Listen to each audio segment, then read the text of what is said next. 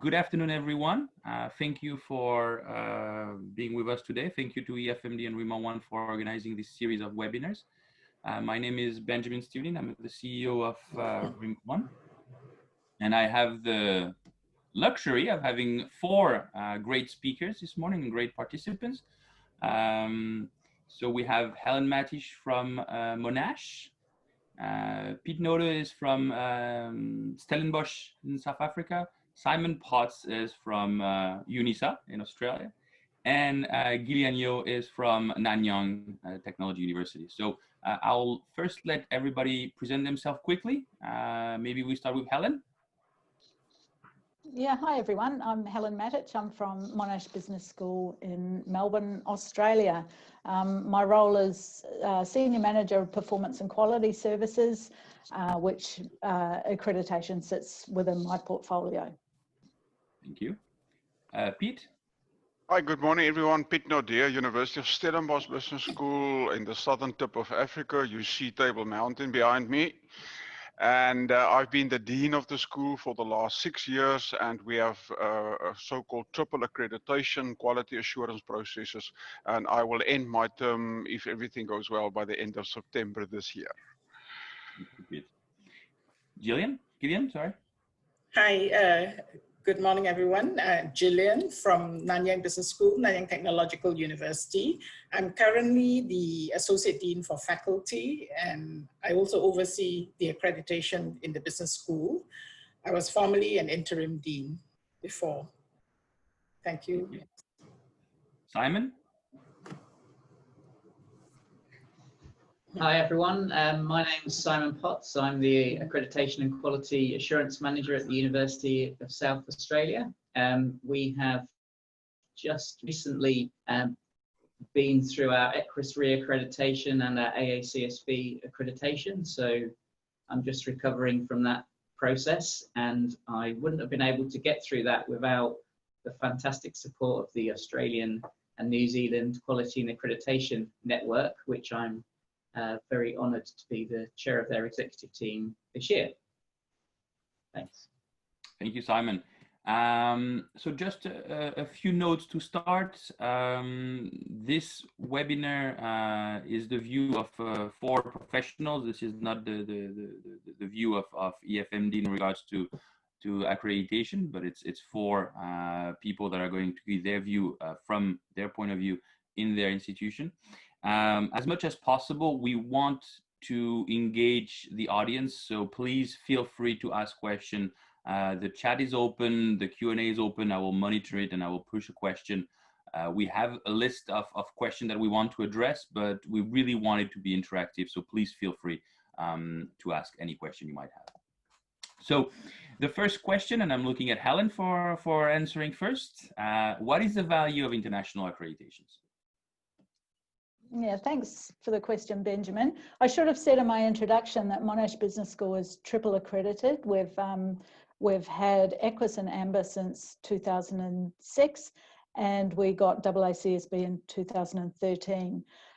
So the value of accreditation for us is, well, to take a step back, accreditation doesn't drive your strategy and your mission. But what it does do is it gives you an external framework and a set of standards to help you reflect on your performance.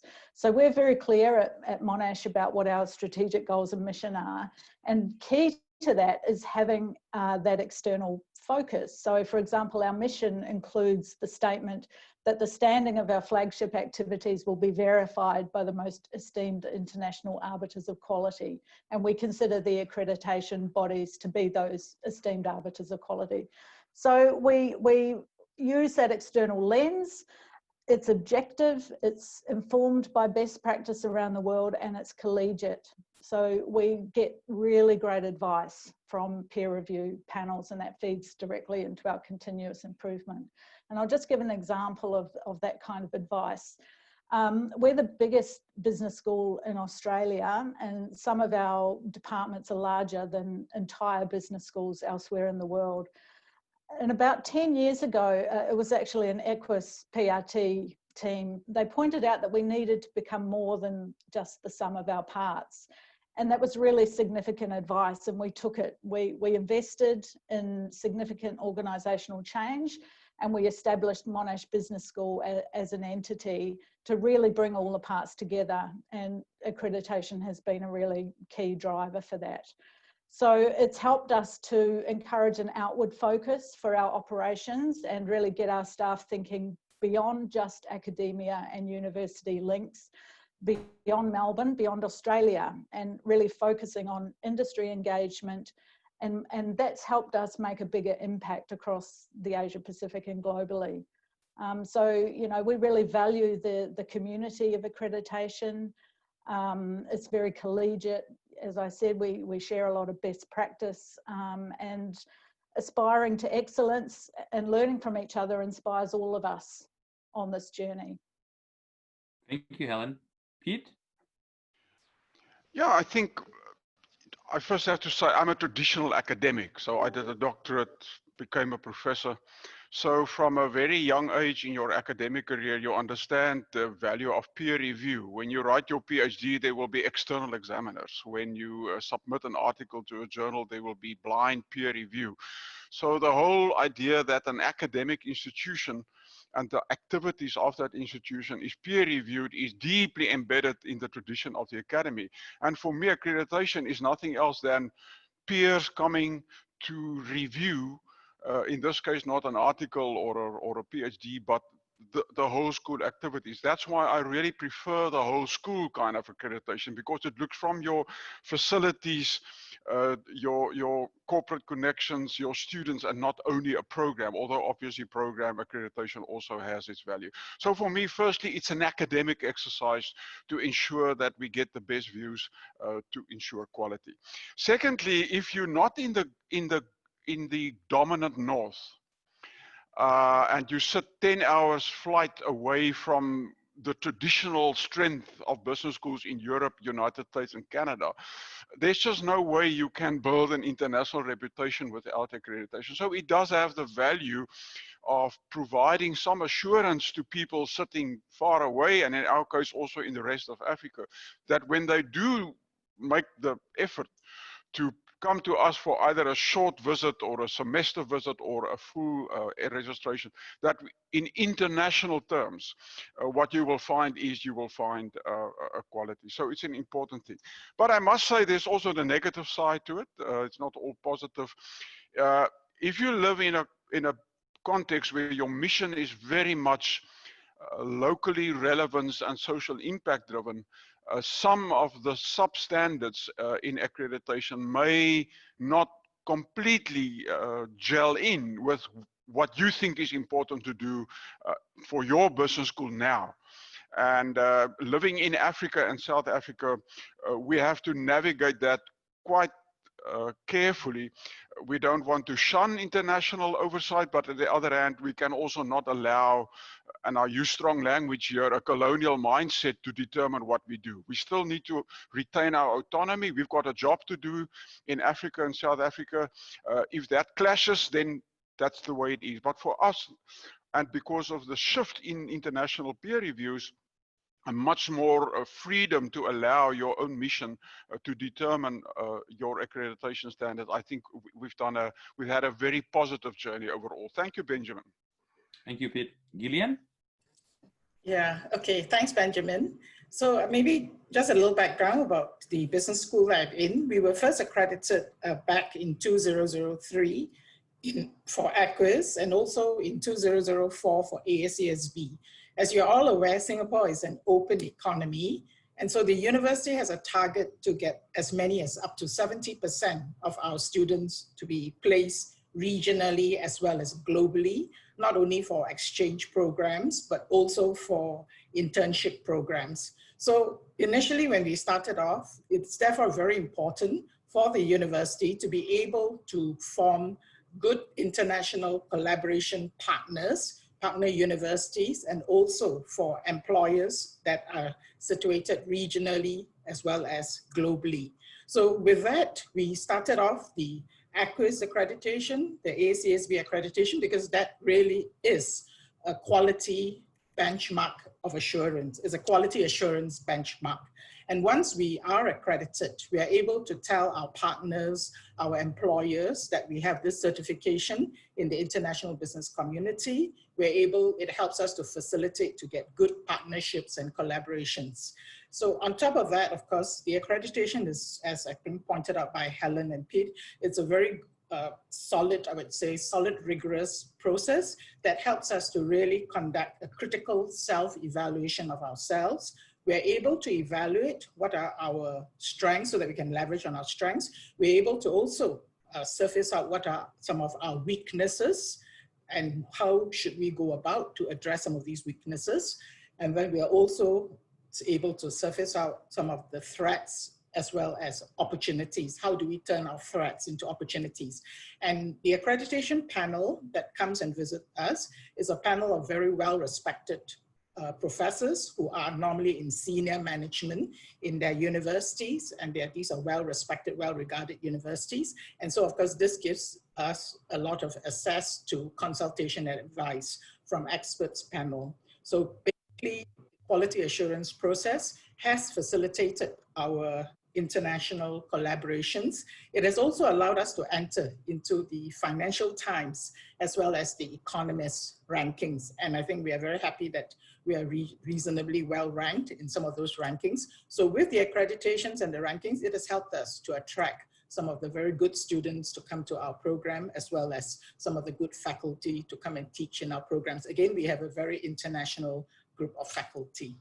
Right, thank you. Yeah. Thank you, Gillian. Simon? Thanks. Well, I think it's what those three all said, so I could probably leave it at that. But I'll try to make a couple of points if I can. But so I genuinely believe it's a strategic management tool. It drives continuous improvement, and it helps positioning and branding. Those three key bits. That's also reflected in our annual survey that we do of our members in the ANZQAN network, so that they are what the three top pieces that that we value. But I'm also conscious that that's we're kind of preaching to the converted in that message. Obviously, we think that, and I'm particularly interested in the notion of the value of accreditation, because that drive to be, we want to be the best that we can be, and I believe this accreditation is a great tool to enable that. I also recognise that you can't have a completely altruistic mission there, and that we have to think about, particularly in this time when we're having huge issues like revenue issues post-COVID, that we actually have to think of the value and what is sustainable, because it does cost a lot of money. And the key thing about the value of accreditation to me is that it is a long-term investment and benefit, and it's not something that you can do quickly for compliance or to get better positioning or to get better ranking. So it's that long-term picture that I think people need. Whenever you speak to anyone going for initial accreditation, instantly it's so, well, how quickly can I get it? And actually the value probably comes from the pain that you go through getting the institution to the right place. The final thing, which, because I've participated or watched a number of these webinars, one thing that occurred to me that hasn't been mentioned is we talk about peer review a lot and the value of peer review. But it just occurred to me that certainly our executive dean, and I'm sure others, get huge amount of value from peer reviewing other institutions. So when they go out on the panel, they learn a lot. And I was in conversation last week with a significant peer reviewer who said he really enjoys the peer review visit, and then clarified only when he's the reviewer, not when he's being reviewed. So obviously he's going to enjoy it that way round, but you do, yeah, I think the insights you get from being a peer reviewer are hugely valuable, as well as the other way around. Well, it's normal when you go to your school, Simon, with the concierge and everything. I want to be a peer reviewer there. Of course, everyone who comes to the University of South Australia wants to stay because it's a great place. We're looking forward to you visiting. So how do you sell your accreditation process internally to the different stakeholders? Because it's a pain for you, but it's a pain for them. So Helen? Yeah, look, it's fair to say that, you know, not every single person in our school has accreditation at the top of their mind every day. And a lot of people, you know, do ask the questions about how much does it cost and is it worth it? Although in my experience, that is actually happening less and less as we get further down the journey. So really what we try and focus on is promoting the sort of benefits that our school has gained from being in this accreditation space. So for example, you know, you want to tailor it to what matters to the particular stakeholder. So for students, we might talk about some of the opportunities that are available to them because of accreditation. For example, we have an exchange agreement now with Berkeley Haas in California, and it's like the top public university in the United States, and there is absolutely no way we would have had that agreement if we were not triple accredited. So that's been a really tangible outcome. So we're able to promote that opportunity to students. It's, you know, it's highly sought after. It's for a particular master's program, and that's, you know, that's just really adding value to our international exchange portfolio. And for staff, it comes down to the reputational uplift that stems from accreditation. It plays a role in attracting really high class academic staff to come and work at our school, or to come as visiting scholars. And we've had some really amazing people lately in the economic space. We've had Tony Venables from Oxford and Jeffrey Sachs from Columbia, and they come here for a time and they contribute to our programs, and it's just, you know, enormously valuable for the academic community here. And another one of the selling points is actually selling the value of ourselves at the business school to the university management, so that we sort of flip the equation there. We're not just a big revenue generator for the university, we're also a really excellent contributor to the university's mission in our own right. And we leverage that status to, you know, as part of a business case for investing in what we need, you know, investing in our people, investing in our organisational structures, our physical infrastructure, academic recruitment, and external engagement activities, such as, you know, what we've done in our school is developing an executive education function pretty much from scratch over the last 4 or 5 years. So accreditation, we've been able to say this is important, and it enables the university to see our contribution in a different light. Thank you. Pete? Yeah, I think there's basically 2 ways to run this internally, Benjamin. Either it's an accidental exercise that some bright person takes on in part of his or her workload, and they write the reports every 3 or 5 years, get the data from the IT people, and there you go. The school is then sort of not really aware of accreditation. It happens somewhere in an office where somebody will take care of it. That is how USB worked for a while, and we had brilliant 2 or 3 people that knew everything, kept everything in their hand, and we didn't actually have to worry much about accreditation. I think it's a bad way to do it. The better way to do it is to embed your accreditation in your normal structure, so that the teaching and learning committee knows the standards that are required for you know, learning outcomes, module development, curriculum renewal. So it becomes a natural part of the work. Your research people understand it's about the quality. You go for journals that are a bit at a higher ranking. Try to get more younger staff involved in that research, so that not 6 professors produce all the research, but it's spread. That your social impact committee understand that we try to write up the narratives of our social impact, that our international office understand. So Simon, Benjamin, the moment you embed the accreditation activities in your normal way of doing, it becomes a huge team effort. And as Helen said, the benefits then flow throughout the school. Two benefits. Firstly is you're conscious of it all the time without it driving your strategy, because it's the other way around. And secondly, by the time the accreditation comes, you're not under stress to produce your report because your normal activities has built up the data. It works fantastic. It's a fantastic team effort. We, in fact, only appointed an accreditation manager January this year because the teams took care of everything. And I just did the final editing, obviously keeping my hand on that as well. So I think I would recommend to colleagues, if you really want to go for accreditation, do not make it an extra activity on the side, but rather embed it in what you do. And then it's not a question of convincing. This is the way we work. Thank you, Pete. Gillian? Yeah, thanks, Ben. I mean, a good point that Pete pointed out, because what I was about to say was, I think probably in our culture it's slightly different.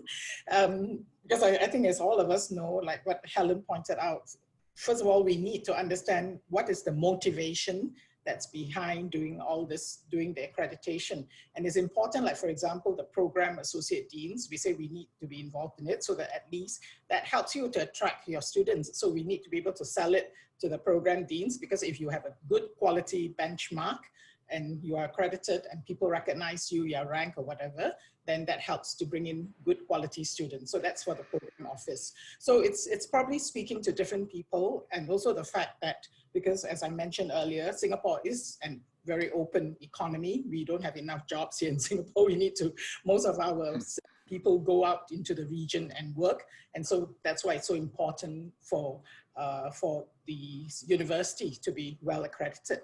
But of course, on top of that, in our culture, everything is good to set the tone at the top, which means that, first of all, we need to get the buy-in from president, from provost, from the dean. So once we get that buy-in, then of course, I think it kind of facilitates the whole process. It makes it easier to talk to our colleagues to do it. And of course, the last point is that I think we also need to have a good structure or organization that's being set up. So we do have an accreditation office that has faculty coordinators. We have 2 faculty coordinators, and we've also got some 2 or 3 professional staff. And the accreditation office actually works hand in hand with each of the program officers, with each of the functional officers, so that they are able to share information, and the accreditation office can help them. And of course, the program office must also be able to lend their support and know that the value of whatever they are doing is for the benefit of the program and for the benefit of the school. And last but not least, I'd like to point out the important point that Pete made about making it, embedding it into your system. And know for sure that, for example, the AACSB assurance of learning process, that's part and parcel of the teaching and education that we implement each and every semester. We make sure we have proper rubrics drawn up. We have even computerized some of these rubrics so that each and every of our faculty, when they teach in the programs, they make sure that they do cover the adequate range of skill sets that are required across the different courses and across the different programs. So I think that's what I have for this question itself. Gillian, if I may, there was a question on the chat from an anonymous person, but the question is, how do you look at the other schools in your region being accredited? Because in Singapore, you have a lot of Triple Crown schools.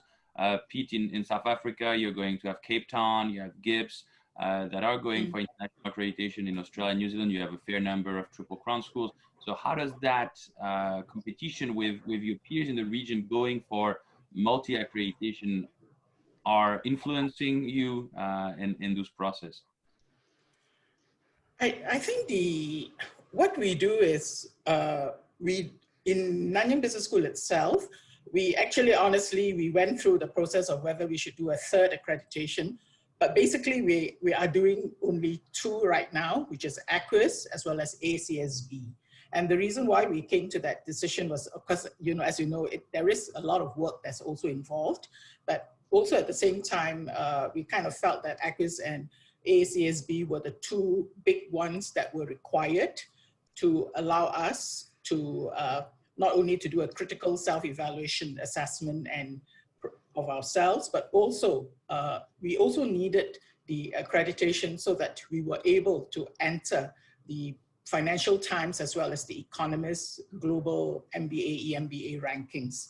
So EQUIS and AACSB each has a somewhat different framework and focus. Like EQUIS, I know they have a 10-chapter framework and they evaluate against 3 distinct areas. There's 3 distinct areas of emphasis. There's internationalization, there is connections with practice, there's ethics, responsibility, and sustainability. At the same time, AACSB, they have both the business accreditation as well as the accounting accreditation, which we go for both.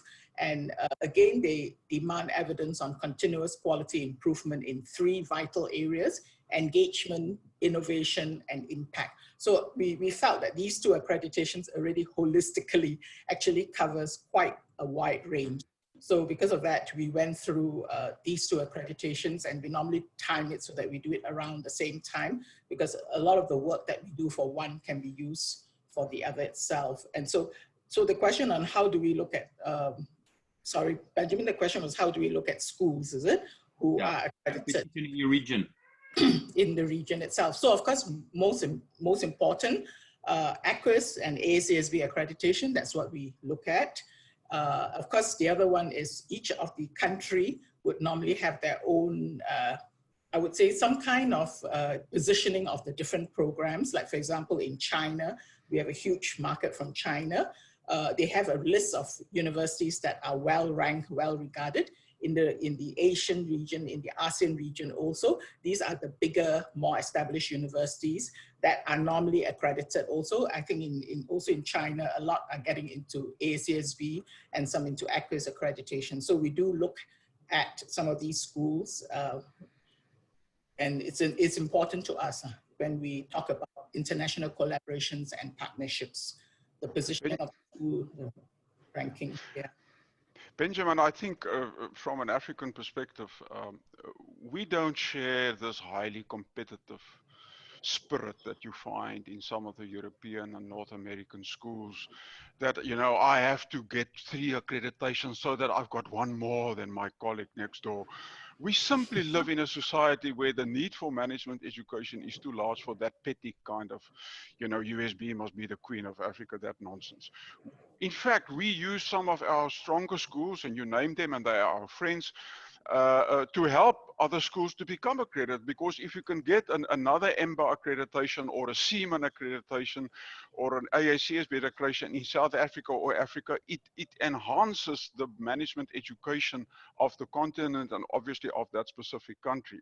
So for us, we are not in accreditations for a you know, competitive edge kind of idea. We in it for good quality, obviously some form of international cooperation, but also because the privilege of being Triple Crown, there's only 3 such schools on the whole African continent, puts a responsibility on us, not to help in a condescending manner. I can't help anybody, but I can be a partner and say, listen, we've learned some things, can we not assist you? So we don't look upon anybody else that gets additional accreditation as, oh, part of our market share is now at stake. We look at that as a very positive thing. Let's work together. I must say, we're a public school, and I don't want to say that we do not, there's not competition, for instance, in executive education, because it's a completely different thing that you do in the school. But co-opetition is perhaps the right word to use, and we use the strength of the accreditation processes to be a partner to others so that we can lift management education as a whole. And Pete, if I may add, that Stellenbosch was one of the first one to actually push the African Association of Business School accreditation, and your school is actually pushing that to the continent and helping others reach a higher level of quality. So indeed, yeah, we're happy that Africa will have its own accreditation. Well, we already have the standard. It was approved about a year ago, and it might. And here I want to make an invitation to our colleagues in Australia and in New Zealand. We don't like you because we always play sport against you, but in fact, when it comes to management education, Simon, Helen, you are our friends.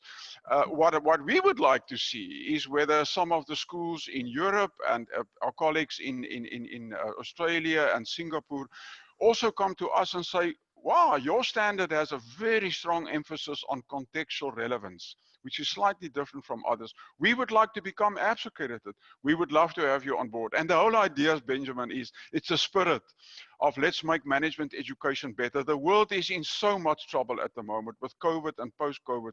We can't bicker around, you know, what you have and I don't have. I think what we now need more than ever is to send out a spirit of cooperation. You know, populistic politics, make America great again, Brexit, that's bad news for the world and for economies. And we as business schools need to send an antidote into the world that we believe in cooperation and we want to make it a better place. Thank you. I'll let Simon speak because Simon seems to have a lot to say. No, I was just laughing at that. I thought, yeah, I'm voting for Peter.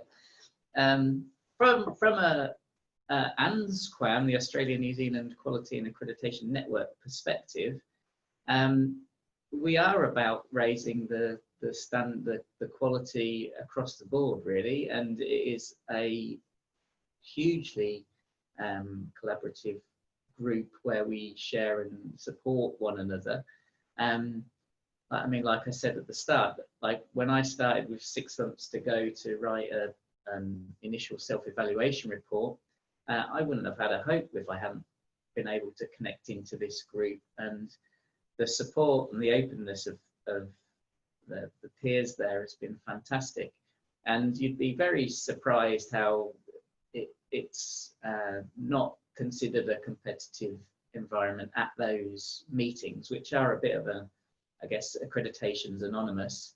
You know, we're not, we don't share discussions outside of that room, but you'll get very high ranking, for example, institutions being helped by much lower ranking institutions. Yes, there is competition. I believe there is still competition there, but not within that network. The institutions may, but I guess the drive to improve quality is across the board, and yeah, across all the institutions. I think quality is one of the only places where you're not in competition. You're actually trying to, as Pete was pointing out, you're trying to bring the best out of each other and not competing, because you're not giving trade secret. I think if it was about the MBA of one another, you would not be so collaborative, but with quality, you can actually try to raise the level of the whole fields together. And I have a question from Andrea, which is, are individual accreditations so different from one another? So some of you are triple crown, some of you are double crown. You mentioned that there is some overlap, that Gillian, you mentioned the different aspects of AACSB and EQUIS. How much of the accreditation are overlapping one another? How much are they completely different? Like, does that mean that you have to redo the work twice, or can you reuse? How do you feel about that? Any one of you want to start pitching that one? Helen? Okay. Look, there's a lot of overlap, and what we found, we had to go through all 3 reaccreditations over a 10-month period. So there was a lot of material that we were able to use, you know, for all 3. And in fact, one of the big challenges was that we had 2 in one data year and 1 in another year. So ideally in the future, we'd want to do them all together so that you could, you know, really make the most of that congruence of information. So I guess because, you know, accreditation, it's not about the standards, it's about how the standards relate to your school. So you were following a particular mission and strategy, and you're, you know, tailoring your reporting to tie that into the focus areas of the accreditation that you're dealing with. But that's just a slight sort of nuance in about how you tell the story. It's not driving different behavior. You know, you're wanting to, you know, do lots of external engagement. You're wanting to do, well, for our, you know, we're research intensive, so we're very focused on the research outputs in high quality journals and that sort of thing. So you're following your own path, and you're just telling the story in a way that suits each of those accrediting bodies. Thank you. Pete? I think there is overlap, but the difficulty comes in the narrative that you have to present. I think that's where Helen is 100% correct. So your faculty sufficiency is an important point. You need to know exactly how many units of staff you have at certain levels, professor, associate, and so forth. But the trick is in the narrative, because the spirit of AACSB or Seaman or EFMD, or then those are whole school accredited, is slightly different. So what we have tried to do, and I have to ask my technical guys how far we are with that, we've really installed some software to assist us to put our data in a manner that we don't have to start from scratch every year. Let me say, one of the best things with accreditations is it forces you to gather proper data and not, run around circles every 3 or 5 years, depending. And then also, other than Helen, we would love to have them spread out and not, 2 or 3 in 1 year, because it's just a massive undertaking. I think perhaps the weakness, Helen, on our side is that we don't have a big office that does this job. We do it in the normal course of our events. So we would love to have them. But unfortunately, at the moment, Benjamin, we run 2 and then 1 and 2 and then 1. And we're fortunate to get full-term accreditation every time, but it's hard work. So I would say a lot of data, like your mission, vision, the way it informs your actions, that is relatively stable. But it is in how you present a story over the 9 or the 8 or the 12 standards that's where the difference comes in. And that's where you need a good overall editor with an eye that can link together a credible, coherent intellectual project, as it were. But Pete, maybe just to give you another example, Amsterdam University Business School is like Helen. They want everything at the same time. So they have actually put their 3 international accreditation during the same year, but also the national accreditation, because in the Netherlands they have NVAO, and NVAO is linked to AACSB. So they're doing a joint accreditation plus EQUIS plus AMBA in a matter of 6 months. So they want everything combined, and it's a team of 1. So you see, doable. Oh my word, that's incredible. No, I think that person said, I will die once every 5 years, and then I live for 4 years, then I die again. So we die a little bit every 3 years, so it's a massive job, I must tell you. Gillian? Yes, okay. So actually, I was just talking, earlier about the somewhat different focus, but of course, I think if you look at, first of all, overall strategy, the governance process, the management systems, those are common in both the 2 accreditations, whether you call it EQUIS or AACSB. But the difference is that I somewhat find that for the AACSB, there is a little bit more emphasis on intellectual contributions, the impact of it. What impact it has made in terms of not only getting citation counts and all that, but also in impact on practice, what impact it has made to the rest of society, for example, or to your government or to your business community. That's from the AACSB. But from the EQUIS point of view, I think as I mentioned earlier, somewhat on internationalization, connections of practice. I think EQUIS has helped us to really be very outward looking, to help us to have an international advisory board, for example, international corporate board, because those were one of those early development objectives when we first went into EQUIS, we were asked to work on. And so, and also of course, to build out our connections with practice and things. And I think what's very critical in both would be this ethics, responsibility, and sustainability angle that it's common in both. So there are certain things, there would be overlaps, but somewhat a slightly heavier emphasis for certain things from what I'm aware of for the 2 accreditations. Yeah. Thank you, Gillian. Simon?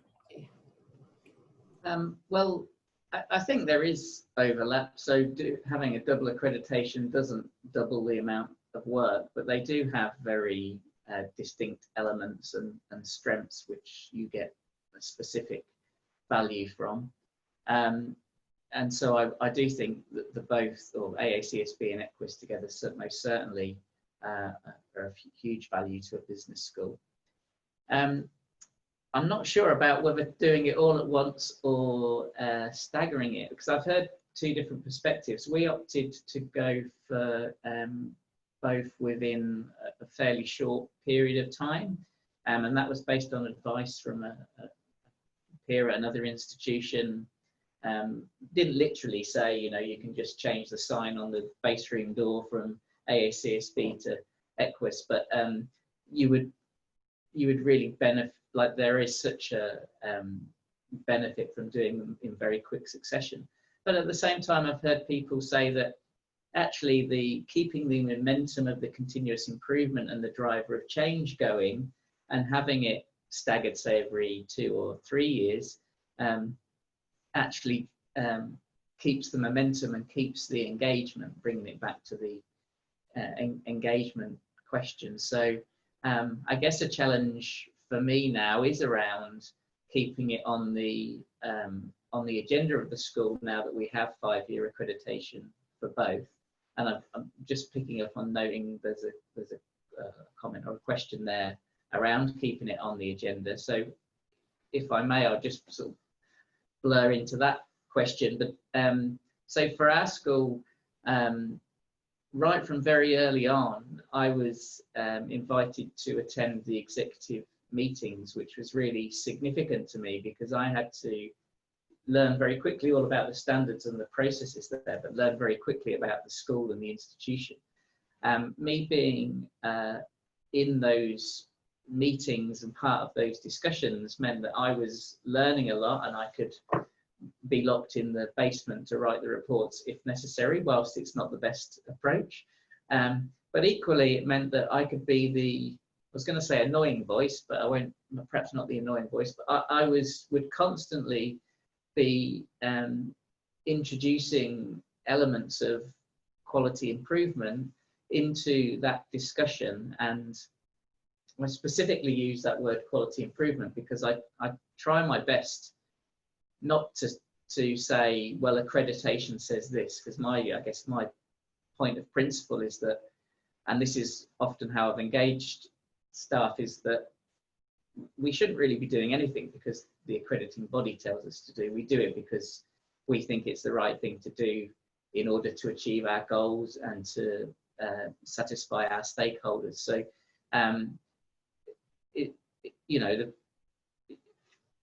it's not a perfect world where you can remove that, oh, it's because of accreditation, but I always try to impress upon people that we're not doing it because someone's telling us to do it. We're doing it because we think it's the right thing to do. And that's the manner in which I would raise it at every executive meeting, like I had one this morning.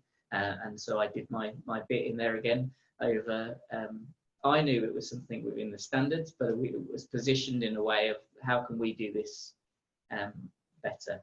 And I guess the second part of keeping it on the agenda is I work very, very closely with my executive dean and my general manager. So there was a very small core team of people that have been involved in the project. Thank you. A lot of things there, Benjamin, sorry. No, but it's great.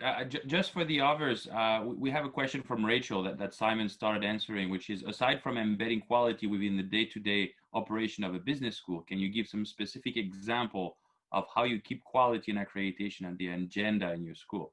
So Simon already went in that direction. Do anyone other want to jump in? Pete, maybe? Pete, you're muted. Yeah, there I am. Yeah, I think if you heard my earlier contribution, Simon, about embedding the quality stuff in the school, then the question is actually not that relevant because it's there, it's in front of your eyes. What you do is required. But I must say, I understand the question also from the perspective in the terms of people's minds. Let me give you a very practical example. Social impact is a word that's being bound around. It means different things in different places. And the whole idea, how do you measure impact, is becoming a big issue for AACSB, I think also for EQUIS, and even for AMBA. And so what we do, let's say once a year, we would try and record some of our most important social impact stories, narratives. because otherwise they just go into marketing and they're gone. So what you would do, you would have a social impact, what we call social impact in a day. And then we bring alumni in that did something special in the COVID time. We would bring a very successful person in who has, you know, have made massive contribution to banking, unbanked people. We will bring people in from our executive education, but we would also bring in staff to tell stories of what we do to create impact through the work that we do. So in a way, we celebrate that. We bring NGOs onto the campus to exhibit what they do so that we understand the school is linked to society. So the whole concept of impact, in this case social impact, is then becoming part of the rituals of the school. Another thing we do is we link it to our public holidays. So on Human Rights Day, we would celebrate the school's contribution to human rights. On Youth Day, we would celebrate the school's contribution to development of youth. On Women's Day, we would look at gender issues in the school.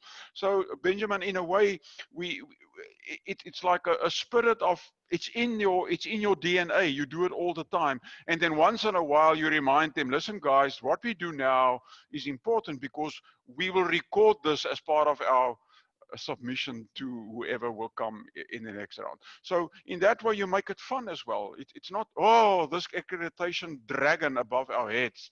You know, it's actually fun because we will simply tell our peer reviewers the story of the school in its unique way and what we do. So I think it's fantastic.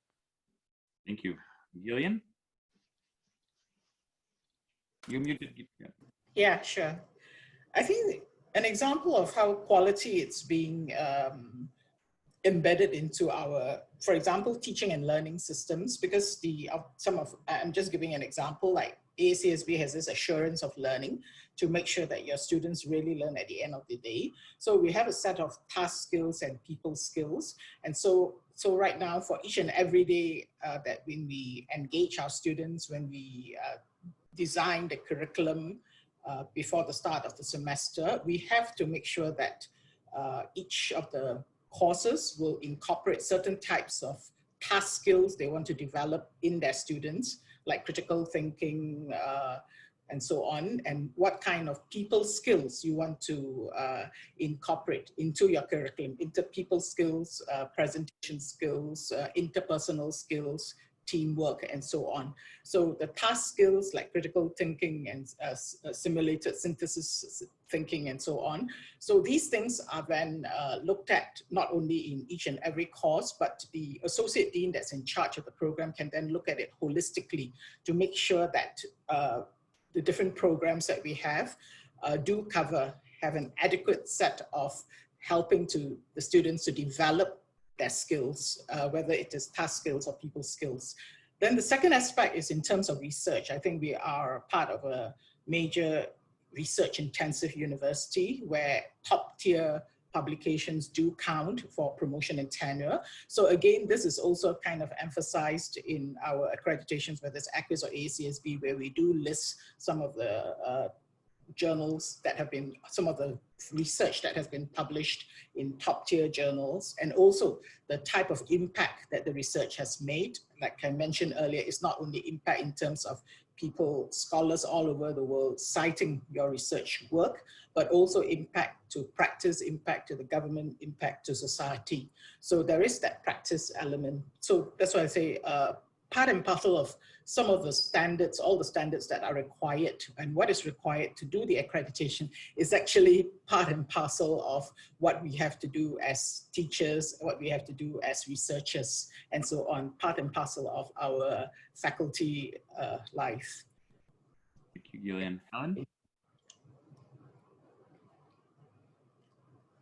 Yeah, I think those are some fabulous examples of what schools are, are doing in this space. I think there's a really important role played by the senior leadership in terms of embedding quality throughout everything we do and constantly driving to improve performance. So, I think of our senior leadership team and our Deputy Dean International, who leads the accreditation portfolio. She and also all our other deputy deans, they're right in that space. So they're influencing the quality of their portfolio all the time. I mean, it's not spoken of as anything to do with accreditation, but it's about that, you know, building that academic culture and really bringing the school together and focusing on what our social contribution is and what our impact is, and how can we engage effectively with our stakeholders. So perhaps one example is not quite as great as Pete's Impact Day, but we do run a lot of you know, leadership panels, which are open events for our external partners, or for anyone from the public who wants to come and, you know, have an informed discussion about a particular aspect of business, and it reflects, you know, the research that people are doing.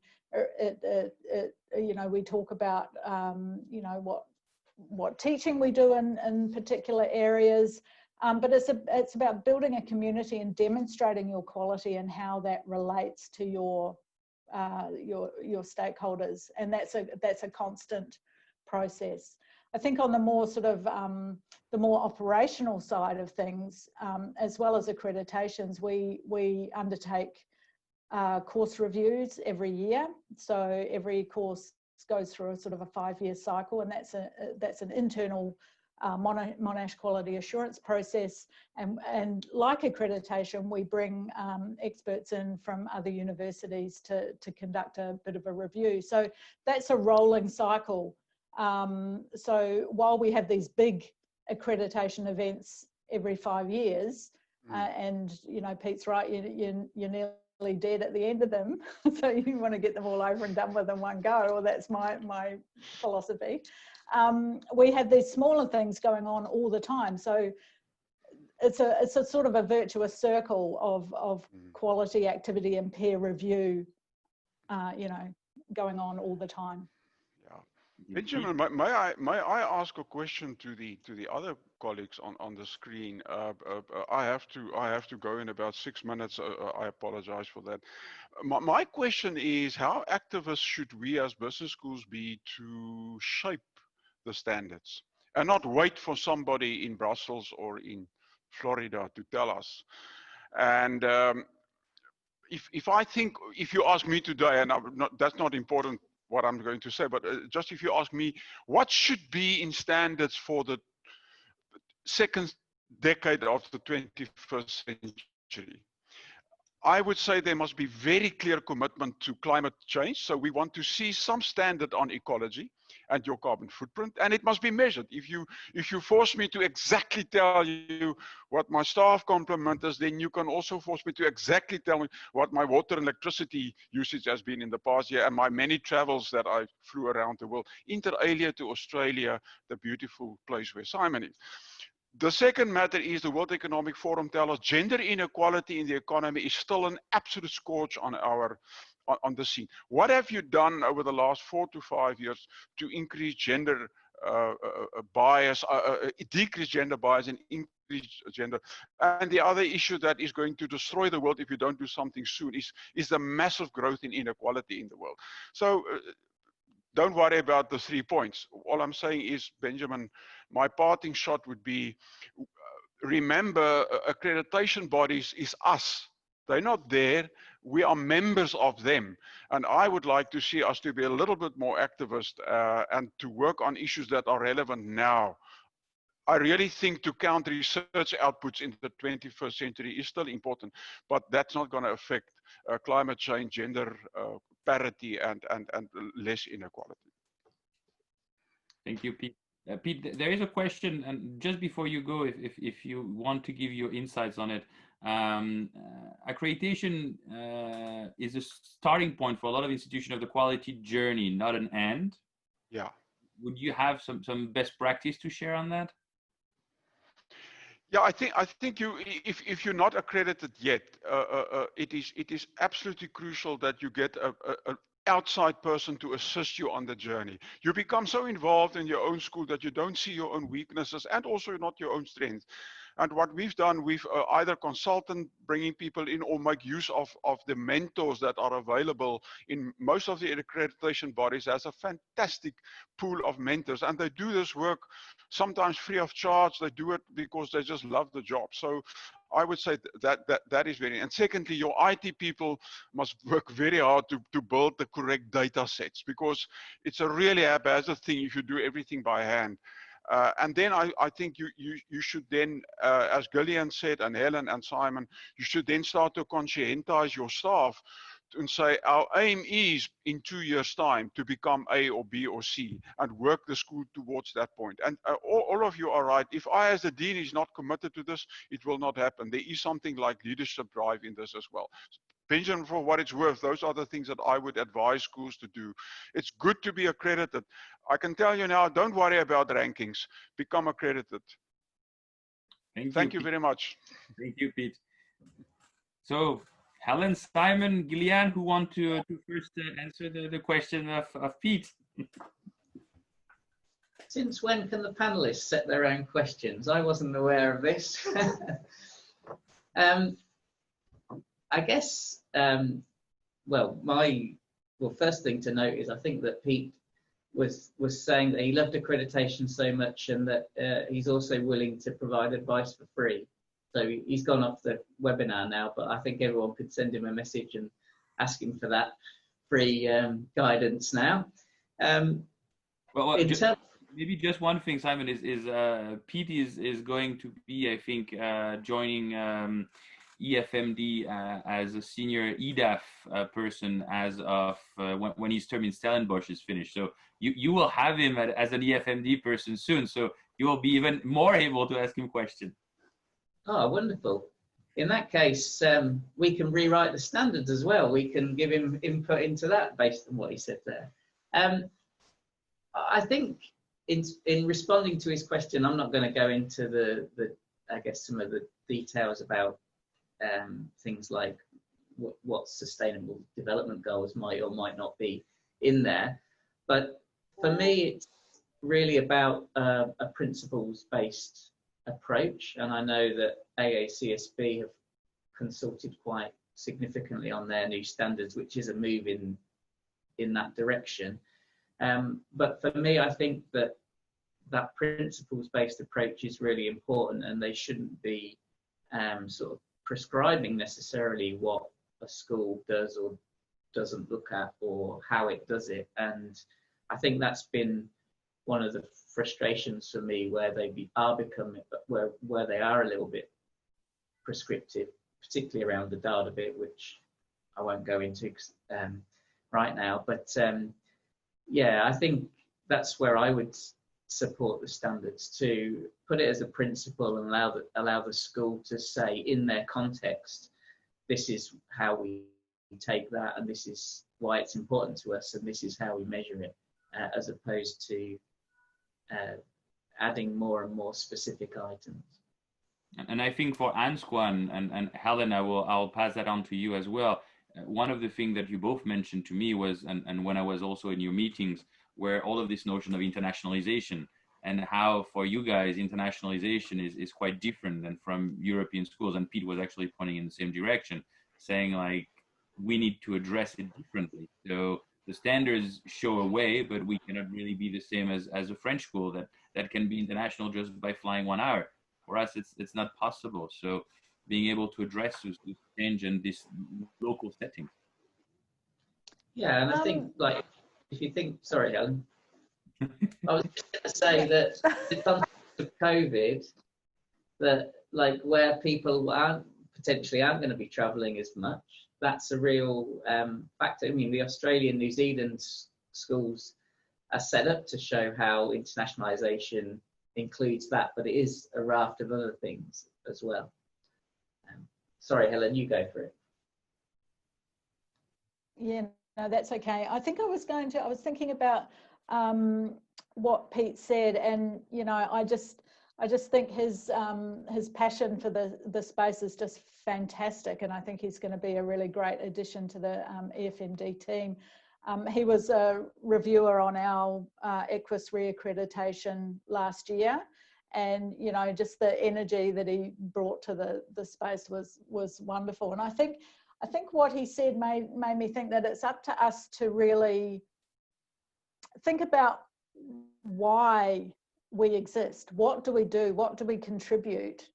And use the framework of accreditation to really tell that story, you know. So whether the standards change or don't change, or you know, whether they I mean, I think everybody would agree that the data requirements are really tricky, and the amount of people hours involved in sort of crunching the data and getting it in the right form for each accreditation is just enormous. But you know, it really comes down to what is our contribution to the world? Where is our impact? How are we contributing to a positive and sustainable and ethical future? I don't see that the standards as they're written constrain us from you know, tailoring our narrative in that way. Thank you. Gillian, do you want to add anything? Yeah, I fully agree with the points that have been raised, and also I think some of the good comments that Pete had. I think the real issues is, like all of you have mentioned, what is the real impact? What are these big questions that we have in society, that in our economy? What are some of these big questions, and how do we address it? And very much rather than to do, you know, I'm also thinking about the area of research, for example. Perhaps one way we talk about climate change. I know it's very much a science technology thing. Like for example, in NTU, they are very strong in terms of water research, in terms of, we have the,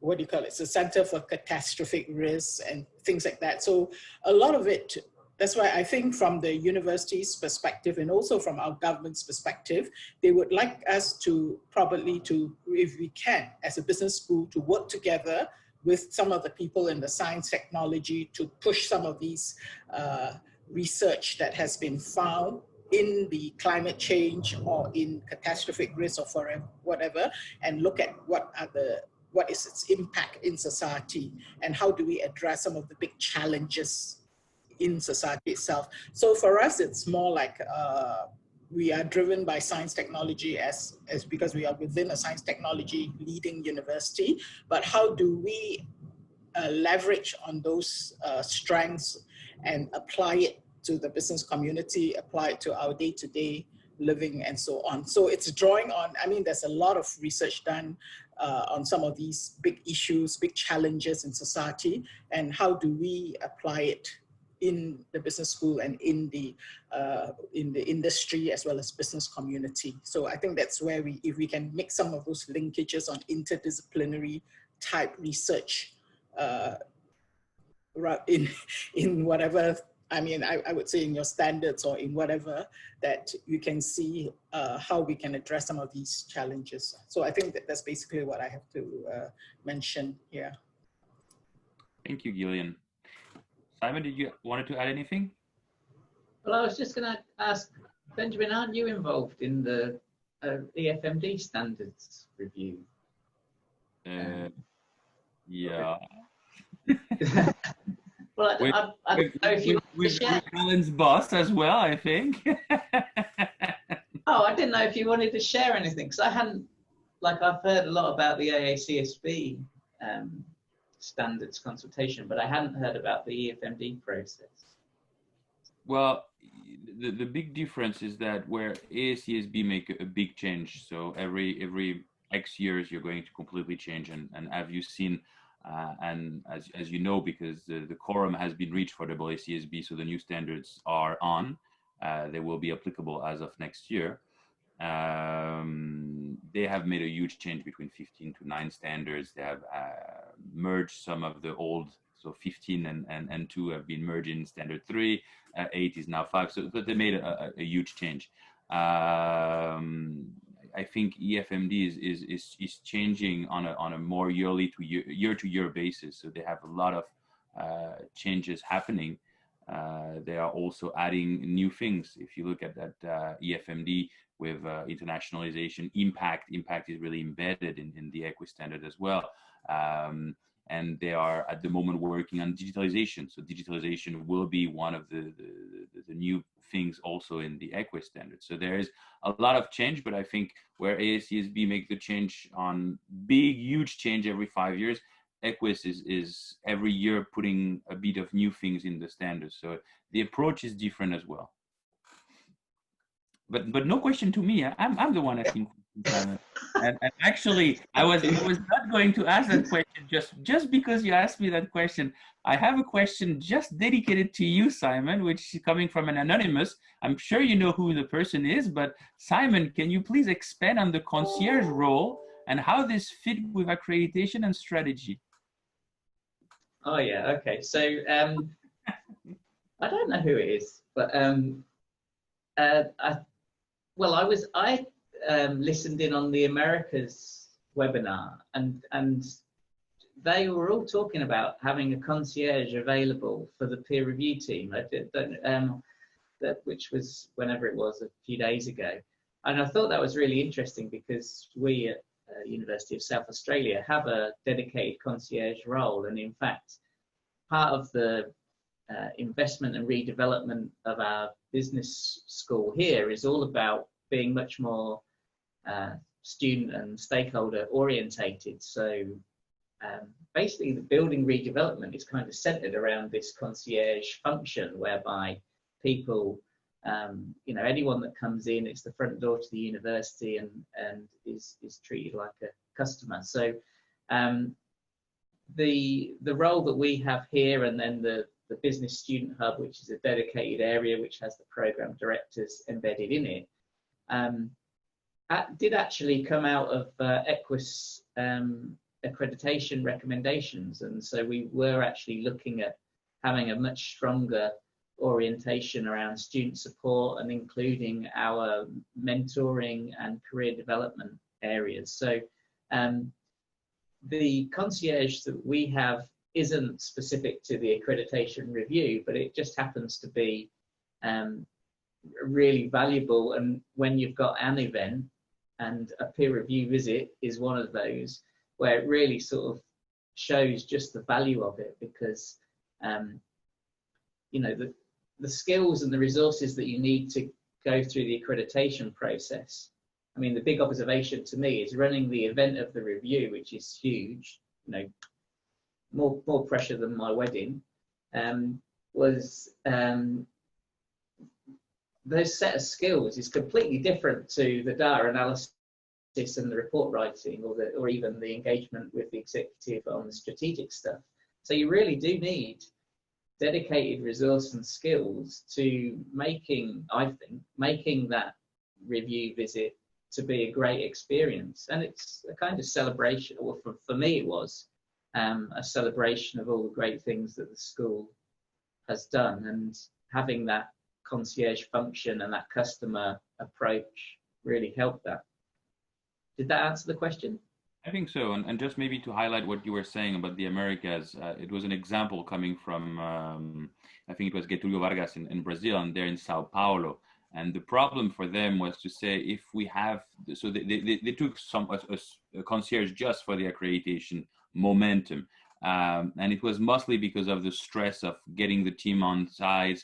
In Sao Paulo, there's always traffic jam, so it's a 3-hour ride from the airport to the school. So they were like, look, if we, on top of our normal job and worrying about if the people are on site, if our team are ready, we have to worry about all of the rest. We prefer to take some specific people in order to help us with all of the logistics aspects. So and actually SOBI in Canada had the problem of one of their people being late. And so the concierge was a really good addition and a really good thing that they thought of doing next time.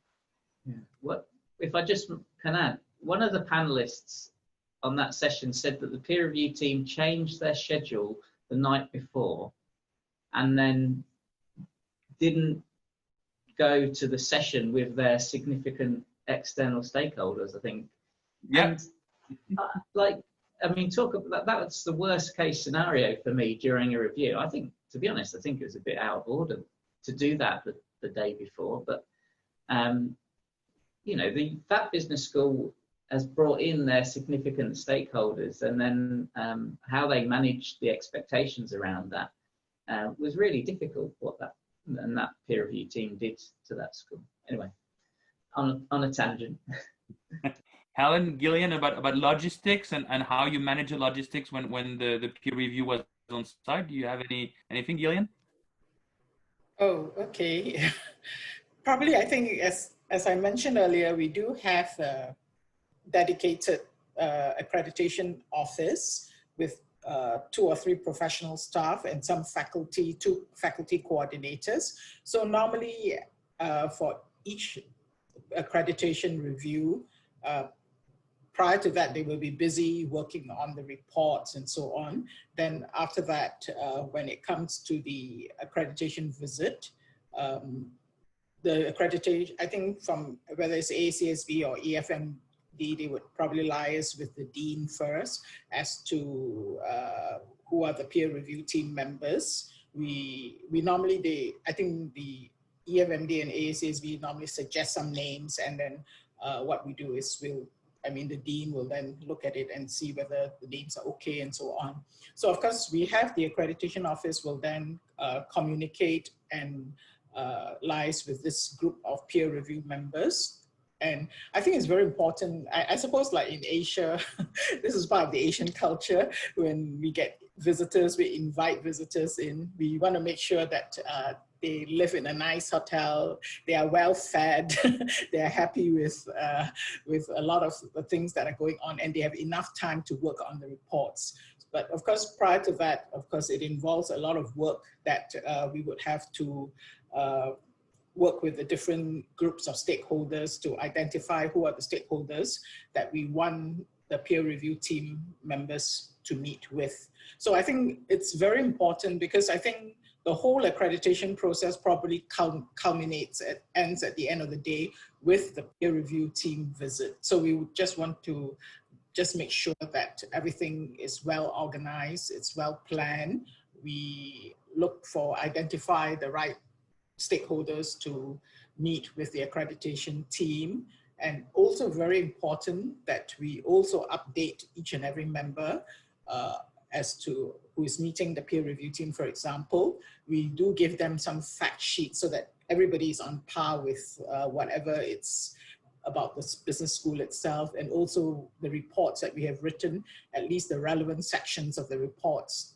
Each member of the stakeholder that's meeting the accreditation team has read the relevant portion, so that we are all on par when the accreditation team meets and discuss with the stakeholders itself.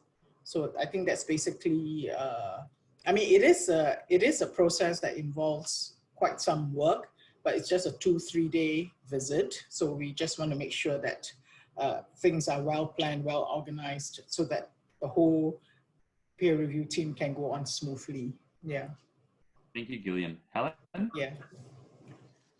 Yeah, look, it truly is a team effort. And, you know, I'm thinking back to our 3 that we went through, over the last year. Some things to add. I mean, everything that Gillian said about being organised and you know, ensuring your hospitality is really top class for the reviewers, because they're putting themselves, you know, they've come a long way, they've travelled a long way, they're likely to be tired, they're working incredibly hard while they're with us. You know, they do long days. It's certainly not a junket by any means. But, you know, in terms of the team, we don't have a concierge function like Simon has, but we put together a team of people who were really working on this event management side, and we drew on resources from across the whole school. But one thing that was really important for us was building a relationship with the exec assistants of the peer review team. And we sort of did that quite a way ahead of time. I had a person in my team, an admin officer, who just did a fabulous job reaching out to these executive assistants and really getting to know them and building trust that our process was really organised. We'd thought of everything. We were wanting, you know, we were finding out individual preferences, and we were liaising directly with that person, who would then obviously keep their principal sort of advised, you know, their dean apprised of everything that was going on behind the scenes. And we found that really useful. You know, we also ran mock audits before all of our peer review teams. So that's where the collegiate nature of this accreditation community is so valuable. You can call on deans from other universities to come and spend a day and put us through our paces and preparing for the actual review. And our own people found that enormously helpful too, because I think, you know, there's so many aspects that have to go smoothly. You've got groups waiting to come into the meeting room, so you've got all those transitions. The actual time of each session is quite short, so you have to make sure that the people going in there know that they can't ramble on, they can't give a long answer and provide all the history. They have to be really succinct and to the point, asking, you know, answering the actual questions that the panel asks them. So having a mock audit in preparation is, I think, is one of the key must-do tips in preparing. And if I remember, when we did the preparation, both Helen and Simon, you had a lot of things that you were discussing about things when you were preparing for the base room documents. Like Gillian already mentioned some documents that they prepare for their room. Do you have this kind of documents? And I know, Simon, you have a few because you show them to us. So do you want to speak about that, or Helen? On the base? Well, I'll say something quickly about that, which is like Gillian, you know, we would have a briefing document for our own people about the relevant standards and bios of the PRT team. But for the team as well, we would have a bio book for every single person, every session, listing every person with a photograph, so that they knew who they were meeting on each occasion. And, you know, I think providing your materials in a really organised, clear, well set out base room and electronic base room is really important, so that the peer review team, you know, is confident that you've pretty much thought of everything and it's all available at their fingertips. And I know Simon will have more to say on that as well. Thanks, Helen. I guess in general, we put a lot of effort into, I guess, both the content of what we prepared, but also the design. We wanted to engage the peer review team and showcase our wonderful work. So we did invest quite a lot of time and effort. So in a pre-meeting that we had ahead of this, Benjamin was asking about what things do we do differently, or perhaps ideas that other schools might not have thought about. And it's quite difficult for me to say that, because I haven't necessarily seen what other schools have done. But one of the things that we did, building on what Helen suggested there, in the schedule whereby you've got each session, you've got the panel members that are attending that session on the kind of like the A3 spread of it, we also put in some of the key messages that we wanted to get across in that session. So it formed a practical tool for the peer reviewers to, I guess, manage their time, but it also provided some of the highlights of the things that we wanted to talk about, or the focus areas for the review from our perspective. And that's relatively little work, because you've done a lot of that in preparing your self-assessment report. So it's just a question of pulling out some of those key components. With regards to the I guess the base room part, we really tried to move a lot of it the content online and try and make it a kind of package, a suite of resources. So our concept for our self-assessment report included having direct links from our self-assessment report into the relevant sections of the online base room. So at the point we provided them with the self-assessment report, we also provided access to the online base room. So the idea was that as you go through, you might have in the self-assessment report, you might have a static screenshot of like a video, but if they clicked on that screenshot, it would open into the base room and play the video clip. So that was the content, that was the idea. So it was early stages of development. So we managed to get some things directly linking, and it worked fairly well. But I think the reality is that, and this is, I guess, a tip for people going for a visit, is people still like the hard copies and they like to have the sort of more tangible things in front of them. So we're honestly not sure just how much that interactivity worked, but that was one of our innovations. Thank you, Simon. Gillian, do you want to add anything on that? I think it's basically what Simon and Helen has pointed out. Like for the base room, we try to have electronic, leverage on technology, electronic materials that are available online, so that, and also good cataloging systems so that they can pull out information from databases. And if the peer review team needs different types of information, then these things can be pulled out quite quickly. So basically trying to leverage on technology for that. Thank you, Gillian.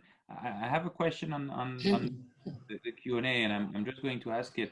How does your institution make a decision about which accreditation to seek and maintain? So Gillian, you already mentioned that, but maybe do you want to speak a bit more about that?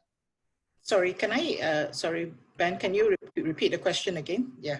How does your institution make decisions about which accreditation to seek and maintain? Oh, okay. So I think, it's a real question. We have actually gone through at the initial round as to which accreditation we should get into. Should we get into Triple Crown, or should we just do EQUIS and AACSB? As I pointed out earlier, because of the emphasis, the slightly different emphasis that EQUIS has, as well as AACSB. And I think for EQUIS and AACSB, it's probably one of the more globally recognized accreditations and so on. And I think what's also important for us is also we wanted, as a business school, we wanted to get into the Financial Times as well as the Economist EIU rankings. And so we found out that both EQUIS and AACSB would be adequate for that. And so with that, of course, then we made a decision to just go into the two accreditations. But as I mentioned earlier, because of the somewhat different focus that EQUIS and AACSB has, we feel that the two accreditations do provide quite a holistic view of looking at different processes, different stakeholders, different emphasis on research, different emphasis on teaching or internationalization and so on. So we do find that the two accreditations seem to be adequate for us. That's our own viewpoint. Yeah. Helen?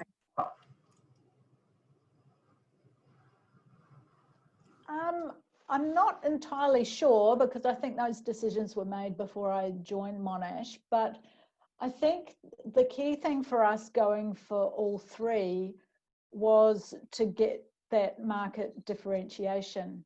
I think in our particular context, like we're, Monash University, Monash as a name was not necessarily well known around the world. We're in Melbourne, but we're not named after the city. The University of Melbourne got there a long time before we were around. So I think being able to achieve the Triple Crown and to use that to drive brand recognition around the world was really important for us. And also I think because we're such a large school and a large university, our activities span all of those areas that those three accreditors focus on. So I think it was important for us to be in that space with all three of them. Also, Helen, if I recall correctly, even if you're the biggest school in Australia, you're not the first one to be Triple Crown, right? No, that's quite right. And this is something I personally really love about the accreditation space, is that it's so inclusive. You know, QUT was the first triple accredited school in Australia, and they do amazing work, but they're in a different sort of, you know, their mission is quite different from ours. And that's great. In accreditation, it's not about, you know, everyone trying to climb the top of the research ladder. It's about people following their own mission and being true to that, but having a relentless commitment to quality as part of it. So yeah, but we were the first group of 8, so that was that was quite important for us for a while. Not that we're competitive, like Pete said. Simon?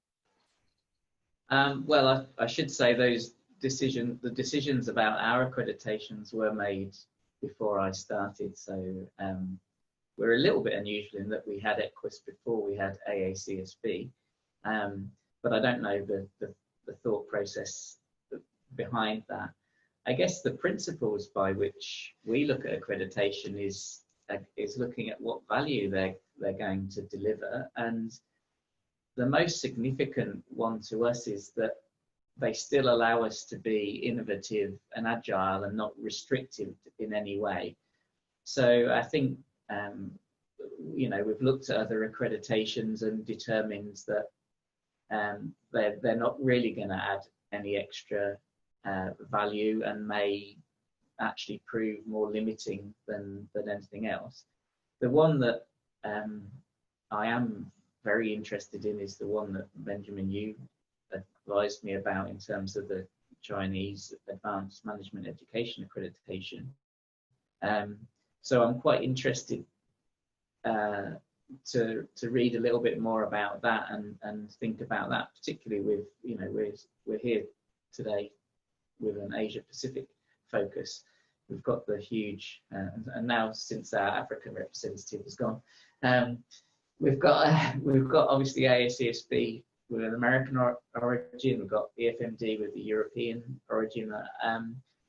Before we start adding extra European accreditations, for example, I would much rather we looked at what was coming out of CAMIA. Thank you, Simon. Simon, maybe to start a conclusion, there was one thing that you mentioned to me when you arrived at your post at UniSA as in charge of accreditation. At first, when you were going to people, you had a lot of doors that were shut at your face. Would you be able to maybe tell that story for the people in the webinar? Yeah, I'm trying to think how to present it in a slightly more positive light, but I think certainly when I started, I definitely got the sense that accreditation had been used as a stick, not as, I guess the message hadn't been around what it would enable us to achieve and how we're all working together to add value. And it was, or maybe not used as a stick, but people had been a bit fatigued through the process, and that's partly because of the degree to which it is or isn't integrated. So yeah, when I started, you know, you could, as I walked down the corridor, you could hear all the doors closing and people cowering under their desks. So I'm a very intimidating figure if you've ever been in a room with me. And so I had to kind of break that down, and that was within the school and across the university. So I had to do quite a lot of work early on just to, I guess, change the narrative around accreditation. I mentioned that a little bit earlier. And even very recently, I was talking to one of our academics who admitted that during his PhD, one of his jobs, not at this institution, but he worked at another institution, and he was working doing all the faculty qualification groups for AACSB. So when he knew that we were going for it and I was working on it, he very, very deliberately didn't mention it and didn't engage with me over it, because he didn't want to get involved. You know, it was that kind of, he knew that but at the same time, he valued it. He just didn't want to get drawn into, I guess, some of the logistics of it, but he still valued it. So overall, the culture piece is huge, and I feel that actually I have actually been quite lucky, and so breaking down those kind of barriers wasn't too difficult, but it certainly was a challenge when I first walked in the door.